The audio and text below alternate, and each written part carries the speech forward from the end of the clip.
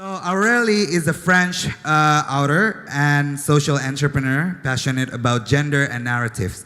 She has been working for the past 10 years in the social innovation field, collaborating with Oxfam, Ashoka, Unreasonable Institute, and Impact Hub. From 2012 to 2015, she curated different TEDx events, and especially TEDx Barcelona Women, and coached dozens of international speakers. In 2012, she founded the A Factor, which has run storytelling workshop, innovation tours, and inspiring events in places as diverse as Beirut or Nairobi. So everyone, please welcome Aurélie. Good evening. Yeah, let's go. Okay, so I'm a Libra. Any other Libras around here? Yeah?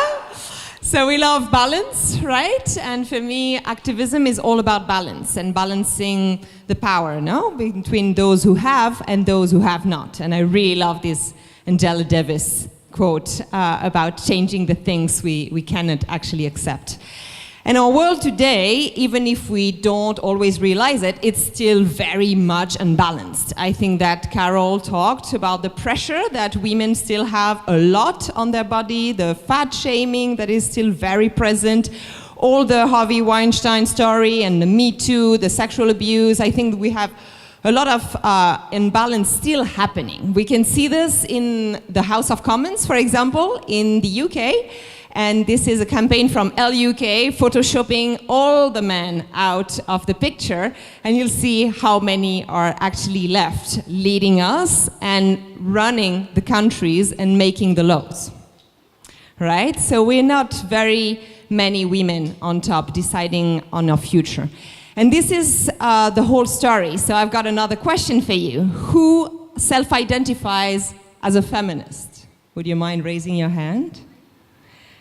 Okay, so half the room is sexist, right?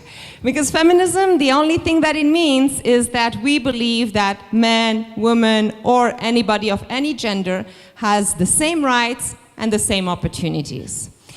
So that's what we want to promote and to explain in very simple ways. So we created a book that is called Balance the World. And the book is divided in 15 chapters because this unbalance is actually everywhere in our society. It goes from the way we educate our children, to the way we speak, to the leadership modes, to actually politics, to manhood, to different aspects of our lives. And we separate for each chapter in 3 parts. So we have the problem, for people who say, well, I'm not sure, now it's kind of okay. So we made very simple and very beautifully designed infographics. We've got solutions that we gathered all around the world on how to accelerate gender equity, and then what you can do on a very concrete way, right? Because it seems such a big topic. And we classified everything by tactics, right? So if you have this power struggle, you want to use the tactic that is more relatable to you.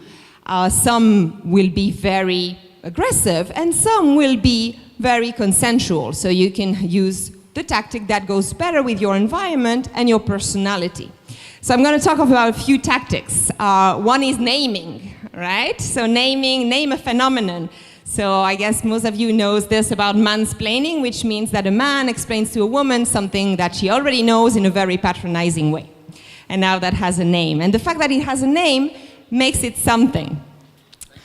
So the other kind of tactic is new heroes. New heroes means that we create new people. This is, for example, for a cartoon coming as well from Pakistan, which is called Burqa Avenger. And Burqa Avenger is a superhero, which is a teacher during the day and a superhero during the night fighting for education rights. Visualize is a tactic to show you the reality. This is a startup from Mumbai, and which is showing which streets in Mumbai, but in many different cities, are named after a man or named after a woman. In Paris, only 2% of the streets are named after a woman. So this is also a way.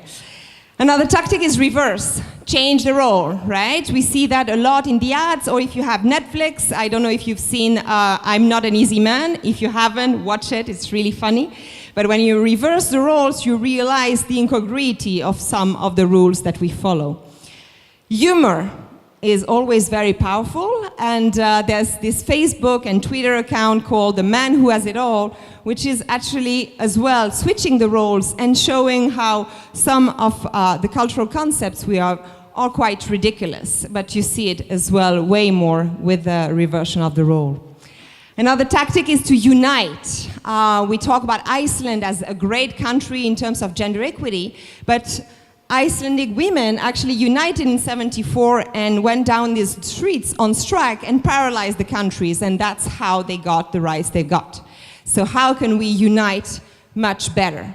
And then a last tactic is occupy, something that I love to do in train stations or airports, to occupy men's toilets, because even if we use female toilets way more, we still have the same distribution. So even the way we design our buildings is still not taking our needs into account. So we wanted to gather all these different tactics and ideas and solutions in one book, which is available online for free, the digital version. You can go on our website, which is called shiftbalance.org, and you can download the version and share it with your friends. We did also a documentary when we were in Pakistan, because we really wanted to talk about not only the women but also the men. So we talked about the masculinity and the fact that we also need to switch the narrative about what it means to be a man today, right? And how patriarchy is also crushing the men. So we talked about this in many places around the country, and the conversations were really, really super interesting. So if you don't know what to do, you can have the men around you and the women as well watch this really beautiful TED Talk, which is called Why I'm Done Trying to Be Man Enough, from Justin Baldoni, and talking about the fact that we need to be more brave, to be vulnerable. And at least you can self-identify as a feminist. It's something very simple. Many people do it, like Justin Trudeau, Emma Watson, Chimamanda Ngozi Adichie, and as she says, being a feminist is like being pregnant. Either you are or you're not. And that's very important because actually, like Bell Hooks said, feminism is for everybody. And the idea is that if we all get free of the gender norms, we'll be more happy, more balanced, and we'll have peace. Thank you very much.